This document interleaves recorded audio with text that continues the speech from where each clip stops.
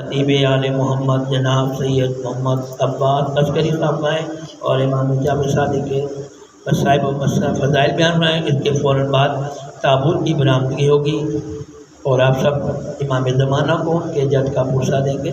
بعظمت محمد و آل محمد صلوات۔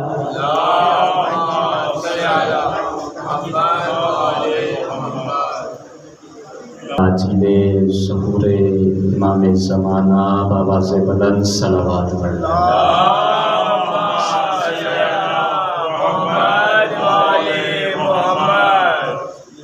اعوذ باللہ من الشیطان الرجیم،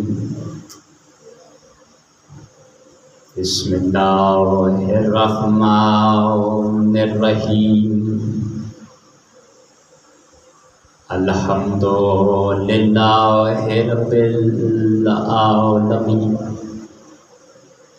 الصلاۃ والسلام علی سیدنا و نبینا و شفیع ذنوبنا و طبیب قلوبنا ابی القاسم محمد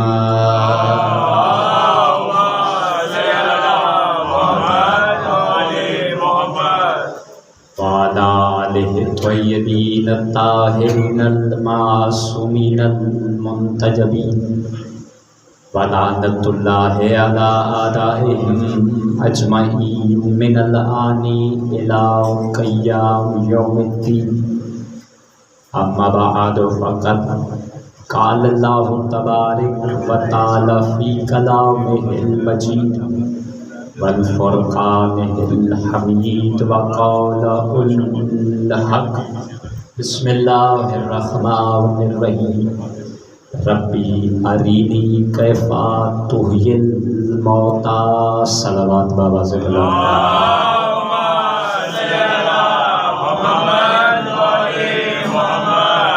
نعرہ تکبیر۔ ایسے بھی کافی حضرات تشریف فرما ہے بابا سے بلند، نعرہ تکبیر، نعرہ رسالت، نعرہ رسالت، دونوں ہاتھ بلند کر کے نعرہ حیدری، حیدری، حسینیت، حسینیت، یزیدیت، یزیدیت، دشمنان اہل بیت پر لعنت، لعنت۔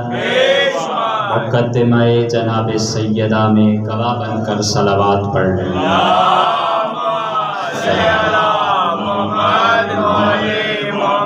تو ہے خالق کائنات محمد و آل محمد کا عظیم مالک، منتظمین مجلس کا یہ فرش اعلیٰ بچھانا، آپ سب کا چل کے آنا، ہم گنہگاروں کا پڑھنا اپنی بارگاہ عظیم میں منظور و مقبول فرمائے۔ برلہا جتنے مومنین اس پاک بارگاہ میں اپنی جائز حاجات لے کر آئے ہیں، یہاں سے اٹھنے نہ پائیں، مولا امام جعفر صادق آپ کے لال باب الحوائج امام موسیٰ کاظم کا واسطہ مالک ان سب کی مرادوں کو، ان کی جھولیوں کو ان کی مرادوں سے بھر دے۔ برلہا جتنے بیمار ہیں، بیمار کربلا کی بیماری کا واسطہ ملک شفقت صاحب بیمار ہیں، اور دیگر جتنے بھی مومنین بیمار ہیں، مالک ان کو صحت کاملہ عاجلہ عطا فرما۔ جتنے بے گھر ہیں ان کو گھر عطا فرما، جتنے بے زر ہیں ان کو زر عطا فرما، جتنے مقروض ہیں ان کے غیب سے قرض ادا فرما۔ برلہا اس مجلس اعلیٰ کا ثواب اور اس خاندان کے جتنے بھی مرحومین اس دنیا سے جا چکے ہیں، آپ سب کے جتنے بھی مرحومین ہیں ان کے نام اعمال میں اس کا ثواب درج فرما۔ ہمارے وقت کے امام یوسف زہرا کے ظہور میں تعجیل فرما، ہمیں بارہ بار حج بیت اللہ چہار معصومین کی زبانی نصیب فرما۔ ایک التماس سے ایک مرتبہ سورہ فاتحہ، 3 دفعہ سورہ اخلاص، بالخصوص میرے دادا مرحوم بیگم و سید ذاکر اہل بیت حسن عسکری نقوی، میرے والد سید فخر عباس نقوی، سید مدر عباس اور دیگر اس خاندان کے نقوی بخاری خاندان کے جتنے بھی مرحومین اس دنیا سے جا چکے ہیں، آپ سب کے جتنے بھی مرحومین ہیں اور ان کی جن کا فاتحہ پڑھنے والا کوئی نہیں، بسم اللہ الرحمن الرحیم۔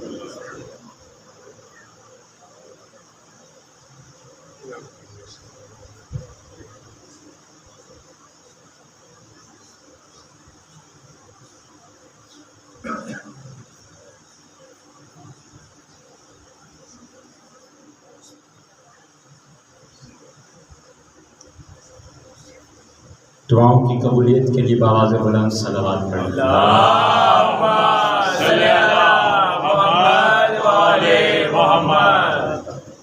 ہے اجازت گفتگو کا آغاز؟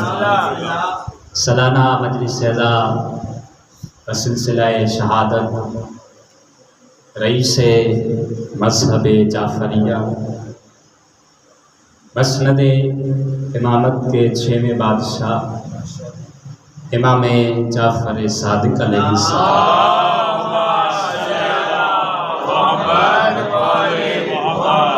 منعقدہ ہے، اور میں نے اس مجلس کے لیے سورہ بقرہ کی آیت نمبر 260 کی تلاوت کا شرف حاصل کیا ہے، کہ جس کے اندر اللہ کے ایک نبی خلیل خدا حضرت ابراہیم علیہ السلام اللہ سے ایک سوال کر رہے ہیں۔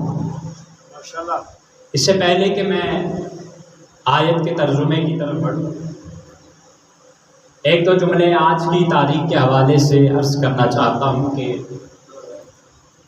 چونکہ مجلس ہے 6ویں امام کے سلسلے میں، تو ایک دو جملے دل ہے کہ میری اس ملت کے نوجوانوں کو اتنا پتہ ہونا چاہیے کہ ہمارا کون سا ہادی کس تاریخ کو اس دنیا میں آئے ہیں اور کس تاریخ کو اس دنیا سے پردہ فرمائے۔ تمام علماء نے لکھا کہ امام جعفر صادق سن 83 ہجری 83 ہجری این اسی دن اس دنیا میں آئے جس دن رسالت مآب تشریف لائے۔ بہت مہربانی، تھوڑا تھوڑا بولتے آئیے گا۔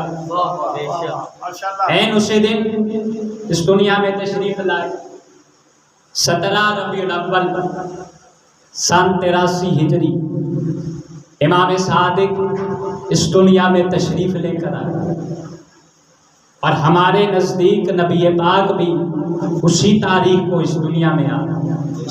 تو کوئی نہ کوئی تو ربط ہے، کوئی نہ کوئی تو کمال ہے کہ نانا بھی اسی تاریخ کو آئے، نواسا بھی اسی تاریخ کو آئے۔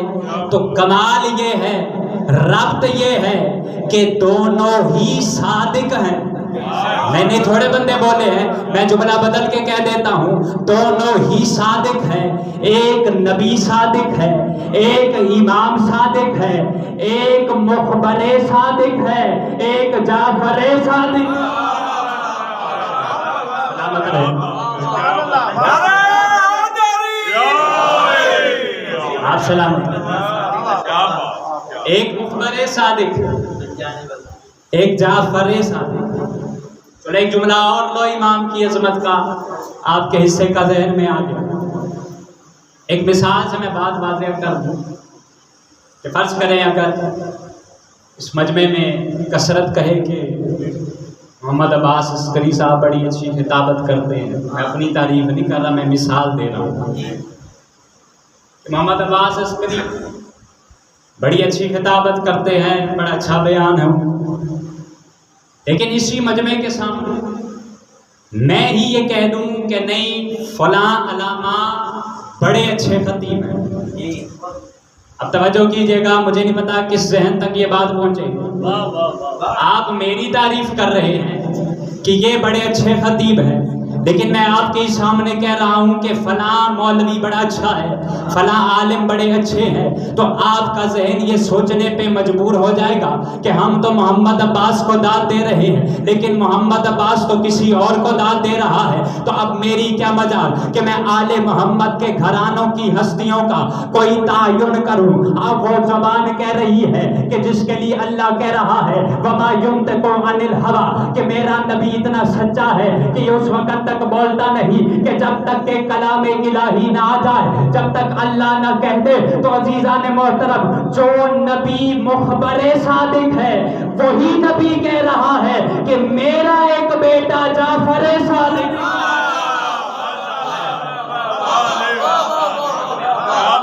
بہت شکریہ۔ وہی نبی کہہ رہا ہے کہ میرا ایک بیٹا जाफर सादिक। और याद रखिएगा मासूमियत के जो कई अलकाबात हैं जो गैर मारूफ हैं, कई अलकाबात ऐसे हैं जो मारूफ हो गए, जैसे इमाम का सादिक लक़ब मारूफ हो गया। इसी तरह और भी कई अलकाबात हैं इमाम जिनमें उलमा ने लिखा कि कामिल इमाम का लक़ब है, फातिर इमाम का लक़ब है, नादिक इमाम का लक़ब। कभी इंशाल्लाह मौका मिला तो इमाम के शेर बिन अलकाबात पे पूरी मजलिस पढ़ूंगा, अभी ज़िंदगी रही। और याद रखिएगा क्योंकि आपने ये सुना हुआ कि इमाम ने एक यूनिवर्सिटी कायम की थी मदीना में कि जहाँ बैक वक्त 4000 तलबा इमाम से मुस्तफ़ीद हो गए और कई अलूम इमाम पढ़ाते थे। मौला ने एक यूनिवर्सिटी कायम की थी। मैं ऐसे ही 1-2 दिन पहले अल्लामा अली रज़ा रिज़वी का एक क्लिप सुन रहा था, उनका एक जुमला मेरे जहन में आ गया तो मैं तो आपकी समातों को हदिया करना चाहता हूँ, तवज्जो है ना। वो फरमाते हैं कि मैं जब गया ना ज़ियारत के लिए मदीना तो मैंने काफ़िला सलार से कहा कि मुझे मौला की उस जहाँ पे यूनिवर्सिटी थी मुझे उसकी ज़ियारत कराई जाए। तो काफ़िला सलार ने कहा वहाँ जाने तो नहीं देते, लेकिन उन्होंने कहा कि मैं बस जल्दी से जाके ज़ियारत कराऊँगा। कहते मैं जब वहाँ गया चूँकि अंदर जाने नहीं देते, बंद है और पोशीदा सी हालत है। कहते कि मैं जब वहाँ गया तो मुझे वहाँ से इतनी खुशबू आ रही अल्लाहु अकबर कि जैसे मुश्को अंबर की खुशबू। कहते मैंने आके जब पाकिस्तान में लोगों को बताया ना कि वहाँ से इतनी खुशबू आ रही थी तो जो मुनकर थे उन्होंने कहा कि भला ये क्या बात कह दी आपने, हो सकता है कोई वहाँ पर इत्र डाल के चला गया हो।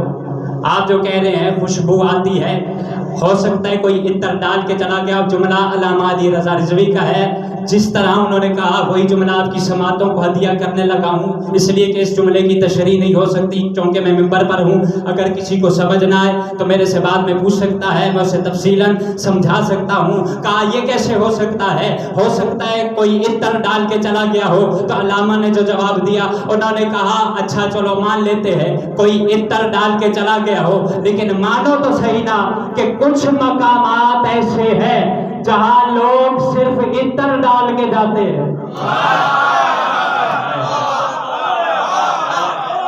बहुत मेहरबानी। कुछ मकामात ऐसे जहां सिर्फ लोग इत्र डालते। मौला के ऐसे ऐसे शागिर्द जो उलमाए अहले सुन्नत में इमाम हुए, जनाब नुमान इब्न साबित कुनियत है अबू हनीफा, 2 साल इमाम सादिक की खिदमत में गुजारे और जब 70 साल के हुए ना, किसी ने पूछा आपकी उम्र मुबारक कितनी है, तो फरहान भाई उन्होंने कहा सिर्फ 2 साल। वो सुनने वाला हैरान हो गया। उसने कहा आप तो 70-75 साल के लगते हैं, आप कैसे 2 साल के हो गए? तो पलट कर एक ही जुमला कहा कि उम्र तो वही है जो जाफर और सादिक के कदमों में गुजर गए। बहुत मेहरबानी, तवज्जो कीजिए। उम्र तो वही है। और अगला जो जुमला कहा, क्या कमाल जुमला कहा, लौला सनाता ला हलाका नुमान, असल नाम नुमान है। क्या कहा, लौला सनातान ला हलाका नुमान, अगर मेरी जिंदगी में वो 2 साल न होते नुमान हलाक हो जाता। नहीं नहीं नहीं, आपने तवज्जो नहीं की, आपने दाद दी, बहुत शुक्रिया, हाथ उठाया, बहुत शुक्रिया, लेकिन तवज्जो नहीं की। क्या कहा, लौला सनातान ला हलाका नुमान, ला हलाका नुमान, ला हलाका नुमान, मैं हलाक हो जाता, मैं हलाक हो जाता। तवज्जो नहीं की। और ज़माना बदला है मगर कौन नहीं बदला।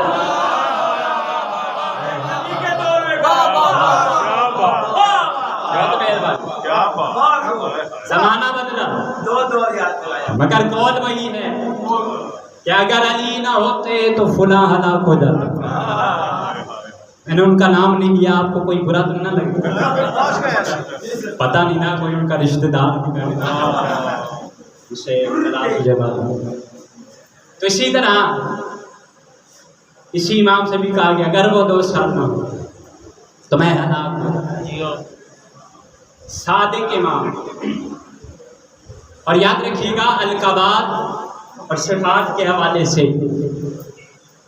ایک دلیلی بات میں آپ کی سماعتوں کو عطیہ کرنے لگا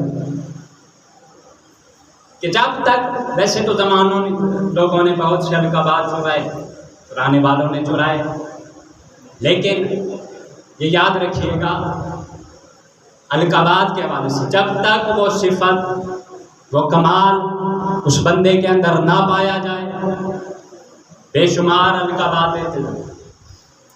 اب میں مثال سے بات واضح کروں، میں محمد عباس نماز نہیں پڑھتا لیکن میں نے اپنا نام نمازی رکھ لیا، کیا میرا یہ نام رکھنے سے کیا میں نمازی ہو جاؤں گا؟ بولے بھائی۔ اچھا کوئی شخص ہے یہ بھی ماہ مبارک رمضان گزرا ہے، سارے روزے چھوڑ دو، ایک بھی روزہ نہیں رکھا، اور اپنے آپ کو کہتے ہیں کہ روزہ دار کو ہو مجھے، کیا وہ روزہ دار ہوتے ہیں؟ اچھا ایک صاحب بزدل ہیں مگر کہتے ہیں کہ مجھے بہادر کہو،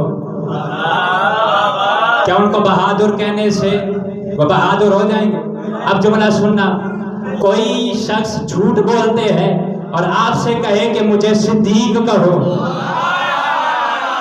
نہیں تھوڑے بندے بولے،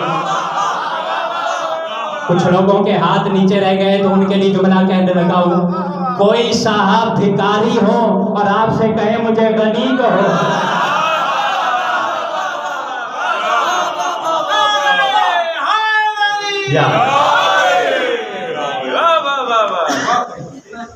تو کیا اس بیکاری کو غنی کہا جائے گا تو وہ غنی ہو جائے گا؟ نہیں۔ اچھا اب آپ میں سے کسی نے حج کیا ہے، میں نے حج نہیں کیا، آپ کا لقب تھا حاجی، میں نے وہ چرا کر اپنا نام حاجی محمد عباس رکھ دیا، کیا میں حاجی بن جاؤں گا؟ یعنی اس کا مطلب ہے نمازی کا لقب چرانے سے کوئی بے نمازی نمازی نہیں بن جاتا، سچے کا لقب چرانے سے کوئی جھوٹا سچا نہیں بن جاتا، حاجی کا لقب چرانے سے بے حج کیا ہوا نہیں بن جاتا، تو اسی طرح کرار کا لقب چرانے سے کوئی فرار کرار نہیں بن جاتا۔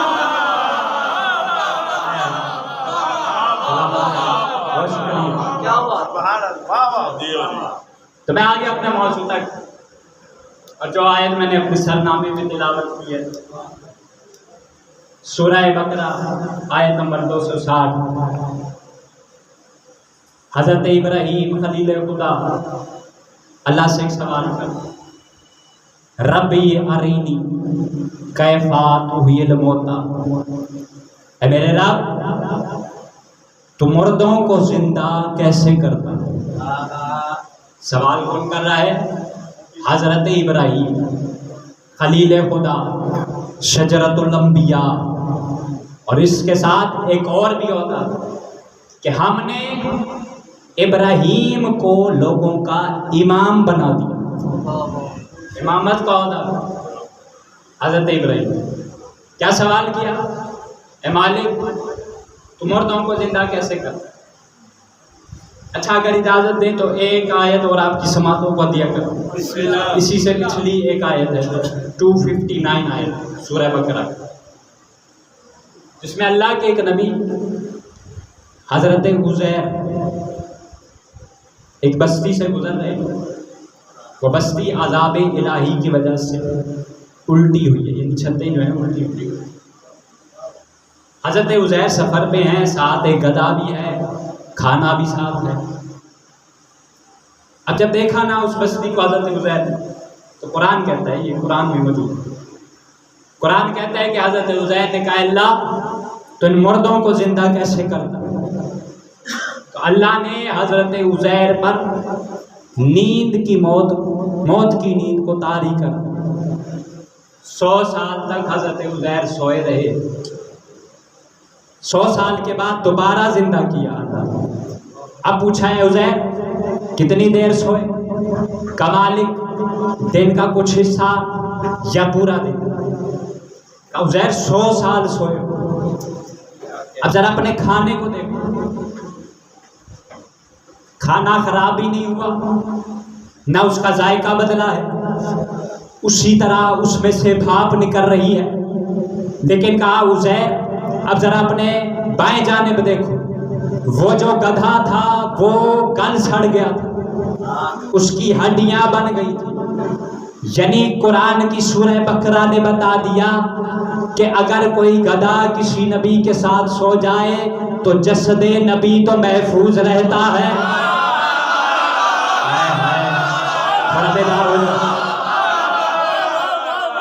جسد نبی تو محفوظ رہتا ہے، مگر جانور کی گارنٹی اللہ نے نہیں دی ہے۔ کہا عزیر دیکھو ہم اسے زندہ کیسے کرتے ہیں، اس کی ہڈیاں کیسے ملاتے ہیں، اس پہ گوشت کیسے چڑھاتے ہیں۔ اب عزیر دیکھ رہے ہیں گدھے کی ہڈیاں ملنا شروع ہوئی، اس پہ گوشت چڑھنا شروع ہوا، اس پہ کھال چڑھنی شروع ہوئی۔ اب گدھا 100 سال کے بعد دوبارہ گدھا بن گیا۔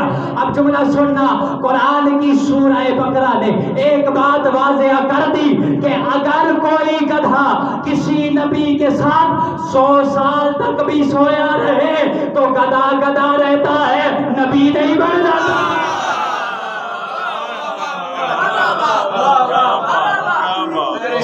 گدھا گدھا رہتا ہے، نبی نہیں بن جاتا۔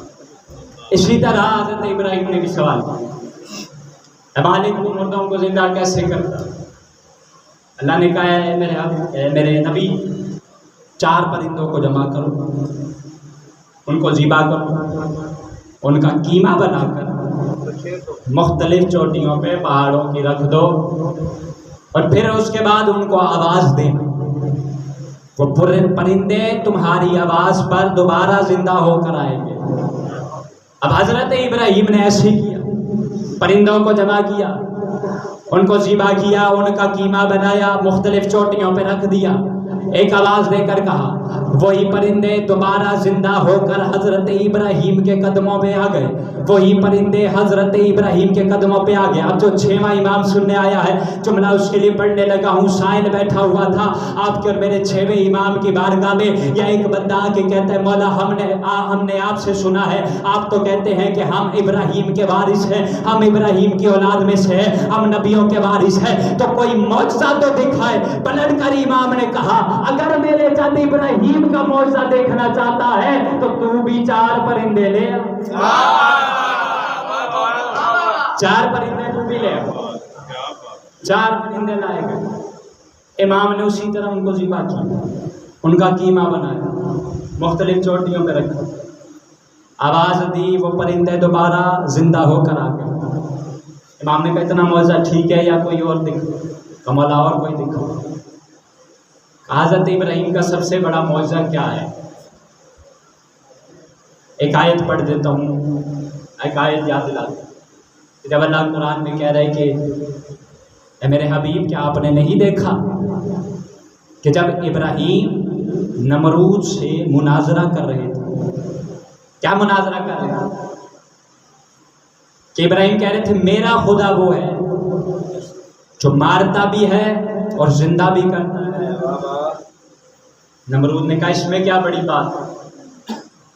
جلاد کو بلایا کہ وہ لسٹ لے کر آؤ جن کو پھانسی دینی ہے اور جنہیں آزاد کرنا ہے، وہ لسٹ لے۔ کہا یہ دیکھو جنہیں آزاد کرنا ہے میں انہیں پھانسی دے رہا ہوں، جنہیں پھانسی دینی ہے انہیں آزاد کر رہا ہوں، مارتا اور زندہ کرتا تو میں۔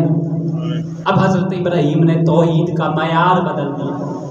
حضرت ابراہیم نے کہا میرا خدا وہ ہے جو سورج کو مشرق سے نکالتا ہے مغرب میں غروب کرتا ہے۔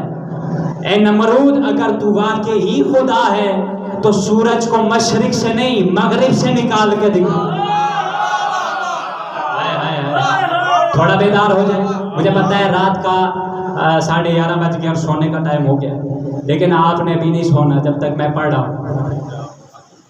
کیا کہا تو سورج کو مشرق سے نہیں مغرب سے نکال. قرآن کہتا ہے مبعوث ہو گیا پھر نمرود. جواب نہیں تھا اس کا. حضرت ابراہیم باہر آیا. ایک 70-80 سال کا بزرگ حضرت ابراہیم کے پیچھے پیچھے آیا. اس نے کہا واہ اے نبی اللہ کیا دلیل دی ہے آپ نے. لیکن ایک بات ہے اگر وہ سورج مغرب سے نکال دیتے کیا آپ اسے خدا مان لیتے.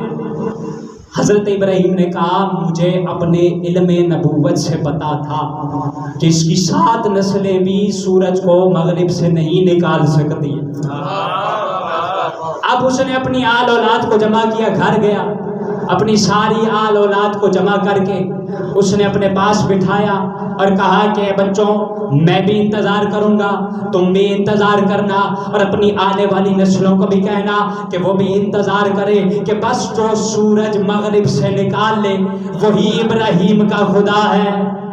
سورج مغرب سے نکال لے وہی ابراہیم کا خدا. اب میں ذرا تھوڑا کم پڑھا لکھا ہوں, طالب علم, مجھے بتائیے کہ کس ہستی نے سورج مغرب سے نکالا. کوئی ہستی ہے نا, مولا علی. مولا علی نے سورج مغرب سے نکالا. کیا خدا مان لے؟ نہیں. مولا نے سورج مغرب سے نکال کے سجدہ کر کے بتایا کہ میں خدا نہیں ہوں بلکہ جس سے میں سجدہ کرتا ہوں وہ میرا خدا ہے. تو بس عزیزان محترم, میں سورج کے سامنے گیا, چھت پہ جا کے میں نے ہاتھ باندھ کے کہا اے سورج تجھے چلاتا اللہ ہے, تیرے نظام چلاتا اللہ ہے, تجھے مشرق سے نکالتا اللہ ہے, مغرب میں غروب اللہ کرتا ہے. یہ علی کے اشارے سے کیوں نکلا تو عجب نہیں کہ آواز آئے کہ اگر کسی بندے کا ہاتھ اشارہ کرتا تو میں نہ نکلتا. میری مجبوری ہے کہ اشارہ جو اللہ کے ہاتھوں نے کیا.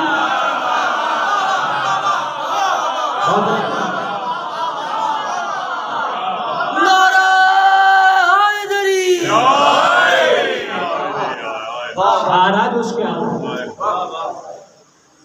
تب سائل امام کے پاس بیٹھا, مولا کوئی اور معجزہ دکھا. مولا آپ کے جد ابراہیم کا معجزہ یہ تھا کہ انہوں نے اب اس نے کہا کہ مولا اگر آپ بارش میں حضرت ابراہیم کے آپ کہتے ہیں میں بارش ہوں حضرت ابراہیم کا, تو یہ سورج مغرب سے نکال کے دکھا. امام نے کہا میں سورج مغرب سے نہیں نکالتا اگر تو کہے کہ میں اس سورج کو ہی غائب کر دوں, میں سورج کو ہی غائب کر دوں. بس عزیزان محترم, علامہ ہاشم بہرانی مدینۃ المعاجز اپنی کتاب میں یہ جملہ لکھتے ہیں کہ حضرت امام جعفر صادق نے اپنا ہاتھ بڑھایا, امام نے اپنا ہاتھ بڑھا کے سورج کی طرف کیا. ایک مرتبہ امام نے سورج کو ایسے کھینچا, جیسے کتاب میں جملے ہیں وہی پڑھ رہا ہوں, امام نے ایسے سورج کو کھینچا جیسے کوئی بندہ کسی جانور کو کھینچتا ہے. امام نے سورج کو کھینچا اور راوی کہتا ہے میں نے دیکھا پورے مدینے میں اندھیرا چھا گیا, پورا مدینے میں اندھیرا چھا گیا. میرا بدن کانپنے لگا, میں بے چین ہو گیا. جو لگ رہا تھا کہ جیسے ابھی قیامت آ جائے گی. میں مولا کے قدموں پہ گرا اور قدموں پہ گر کے کہا مولا سورج کو واپس پلٹا دیجیے. تو بس اتنا کہنا تھا. پلٹ کر امام نے کہا اب مانا نا کہ ہم ہی ابراہیم کے وارث.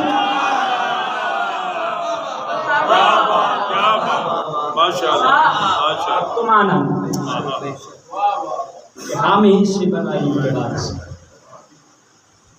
حضرات ایک دن امام بیٹھے ہوئے تھے اور امام کے پاس ایک شخص آ گیا. بس میں ختم کر رہا. امام انگور تناول کر رہے تھے. مولا کے قریب وہ شخص آیا تو مولا نے کہا کہ یہ انگور تناول کر دو. اس نے کہا مولا میرا دل نہیں چاہ رہا, میں ایک ایسا منظر دیکھ کر آیا ہوں کہ میرا دل درد سے تڑپ رہا ہے. مولا نے کہا میں تمہیں امام ہو کے حکم دیتا ہوں کہ کھاؤ. اس نے 2 دانے کھائے انگور کی. ہم نے کہا تم نے ایسا کیا دیکھا؟ کہا مولا میں نے دیکھا کہ منصور دوانکی خدا لعنت کرے اس ملعون کے سپاہی ایک مستور کو تازیانے مارتے ہوئے لے کے جا رہے ہیں. اللہ اکبر. مولا میرا دل درد سے پھٹ رہا ہے. مولا نے کہا اس کا جرم کیا ہے تمہیں پتہ ہے؟ کہ مولا اس کا ایک ہی جرم ہے، وہ چل رہی تھی، اسے ٹھوکر لگی، وہ زمین پہ گری، اس کے منہ سے ایک جملہ نکلا. مولا وہی جملہ اس کا جرم ہے. کہ وہ جملہ کیا تھا؟ رضدارو جو رونے کے لیے آئے ہیں آج شب شہادت امام جعفر صادق، ان کے لیے جملہ پڑھنے لگا ہوں. کہ مولا اس کا جرم یہی ہے کہ جب وہ عورت زمین پہ گری اس کے منہ سے جملہ نکلا، خدا فاطمہ الزہرا کے قاتلوں پہ لعنت کرے. اللہ اکبر. عزادارو اتنا سننا تھا، امام کے سر سے امامہ اتر گیا، مولا کی آنکھوں سے آنسو جاری ہو گئے، ریشے مبارک آنسوؤں سے تر ہو گئی اور کہا جا چلا جا، میں سجدے میں سر رکھ رہا ہوں اور جب تک وہ مستور آزاد نہ ہو جائے میں جعفر صادق سجدے سے سر نہیں اٹھاؤں. آپ کی آوازیں بلند ہو گئی، گریہ بلند ہو گیا. عزادارو ایسی عزاداری کی تہذیب اسی امام نے سکھائی ہے. عزادارو امام کے گھر میں جب مجلس ہوتی تھی نا تو ایک ذاکر بلایا جاتا تھا. عزادارو کیا مقام ہے اس ذاکر کا؟ ذاکر منبر پر ہوتا تھا، امام فرش عزا پر بیٹھتے تھے، ذاکر مولا حسین کا مرثیہ پڑھتا تھا. اتنے میں صحابہ بھی بیٹھے ہوئے ہوتے تھے، رو رہے ہوتے تھے، یا امام کی نظر جابر پہ پڑتی. عزادارو امام جابر کو دیکھ کر کہتے اے جابر کیا تجھے میرے جد مظلوم کی مظلومیت پہ رونا نہیں آتا؟ ہاں عزادارو امام صادق رونے کی تہذیب سکھا رہے ہیں اور بتا رہے ہیں میرے جد حسین کو کیسے رونا ہے. کہا جابر کیا تجھے میرے جد حسین پہ رونا نہیں آتا؟ ایک مرتبہ جابر نے اپنا رومال آگے کیا، کہا مولا یہ دیکھے میرا رومال آنسوؤں سے تر ہے. کہا جابر ایسے نہ رو، ایسے رو جیسے ایک صحیفہ جوان کے لاشے پہ روتی ہے، جیسے میری دادی زہرا حسین کو روتی ہے. اجرک من اللہ. جیسے میری دادی زہرا میرے حسین کو روتی ہے. زرارو سیدہ کا تذکرہ آ گیا تو ایک جملہ اور سنو. آج دو اماموں کو پرسہ دینا ہے نا، ویسے تو پورے خاندان اہل بیت کو پرسہ دینا ہے، دو اماموں کو خصوصی طور پہ پرسہ دینا ہے. ایک میرا وقت کا امام جو آپ کے کسی بھی مومن کے دائیں بائیں آ کے بیٹھا ہوا ہوگا، اور ایک میرا بغداد کا قیدی امام، 14 سال کا قیدی امام. اجرکم من اللہ. عزادارو جب امام جعفر صادق کو زہر ملی نا، امام موسیٰ کاظم اپنے بابا کا سر اپنے زانوں پہ لے کے بیٹھے ہوئے. عزادارو 7واں امام 6ویں امام کا سر اپنے زانوں پہ لے کے بیٹھے. یا عزادارو اتنے میں امام کاظم کی آنکھوں سے آنسو نکلنا شروع ہوئے. امام کے جب گرم گرم آنسو امام صادق کے چہرے پہ پڑے، امام صادق کی آنکھیں کھل گئی، رو کر کہا میرے لال نہ رو، ابھی آپ کے بابا زندہ ہے. ایک جملہ تڑپ کر امام کاظم نے کہا بابا بے شک آپ کی مصیبت بڑی ہے مگر مجھے اپنی دادی زہرا کے مصائب یاد آ اجرکم من اللہ. مجھے اپنی دادی کے مصائب یاد آ گئے. عزادارو شیخ صدوق لکھتے ہیں کہ یہی امام تھے، اور امام سے جب پوچھا گیا کہ آپ کی جدہ مظلومہ کتنی مظلوم ہے تو امام نے رو کر کہا کہ جب محشر کا میدان ہوگا اور اہل محشر سے ایک آواز دی جائے گی یا اہل المحشر حضور ابصارکم، اپنی آنکھوں کو جھکا لو، اور نبی کی بیٹی آ رہی ہے، سب نظریں جھکا لیں گے، رسول نظریں نہیں جھکائیں گے. رسول سے کہا جائے گا یا رسول اللہ آپ بھی اپنے نظروں کو جھکا لیں، اس لیے کہ آج فاطمہ جس حال میں آ رہی ہے نا، اجرکم من اللہ. عزادارو شرم نہ کرنا رونے میں، آج فاطمہ جس حال میں آ رہی ہے آپ بھی برداشت نہ کر سکیں گے. اور کس حال میں آ رہی ہے، اور فاطمہ کی کلائیاں زخمی ہے، فاطمہ کا گلا زخمی ہے، اور رسول پوچھیں گے اے میری زہرا یہ کیا حال بن گیا؟ اس وقت آواز دے کر کہے گی بارے الہ، جب میرے حسین پہ ضربے چل رہے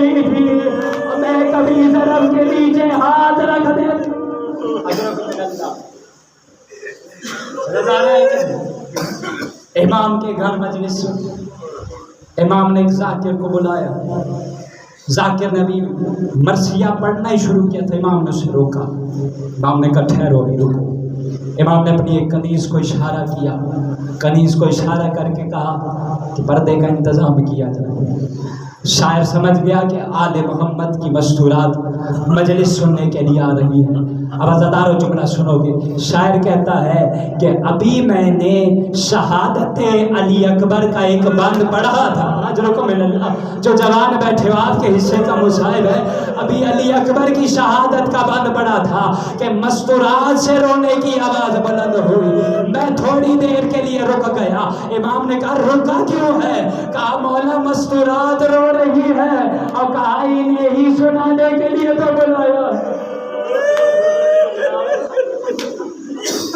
نہیں سنانے کے لیے تو بلایا ہے۔ عزادارو آپ جانتے ہیں میں نے شہزادے کا ذکر کیوں کیا ہے؟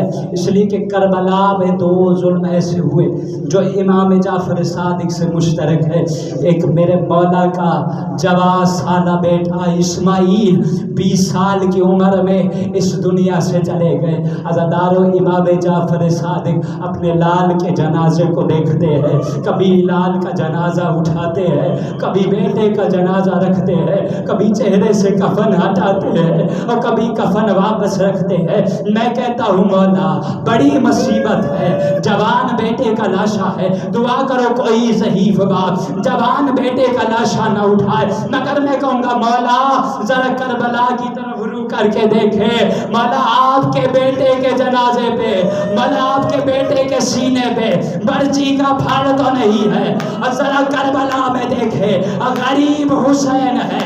علی اکبر نے کہا بابا میرے سینے سے برچی کا پھاڑ نکالو۔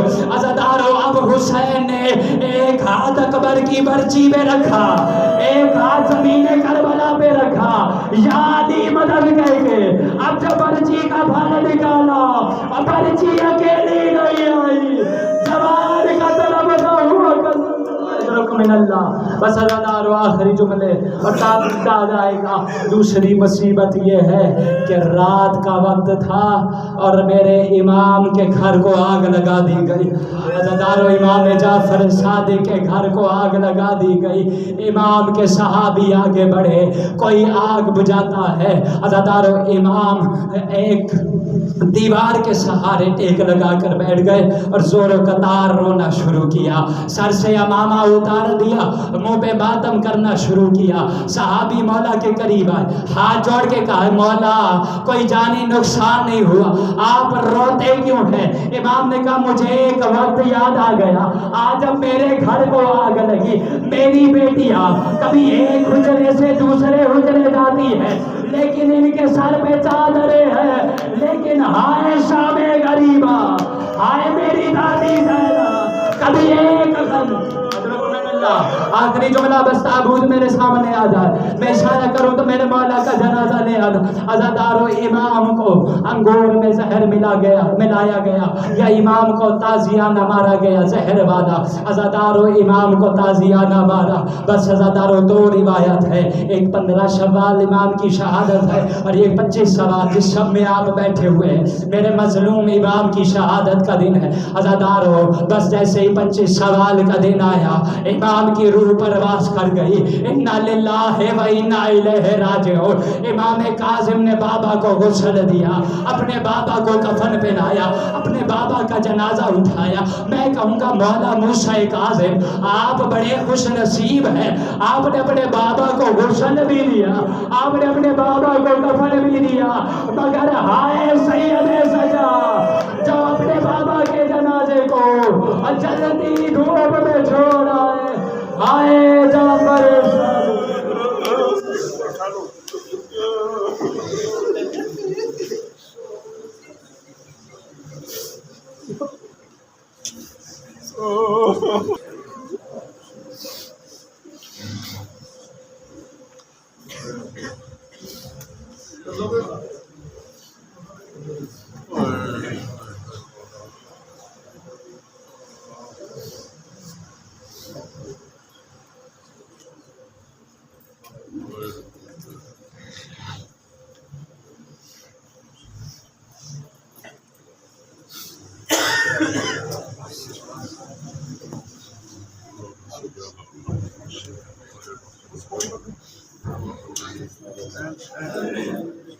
Ayo.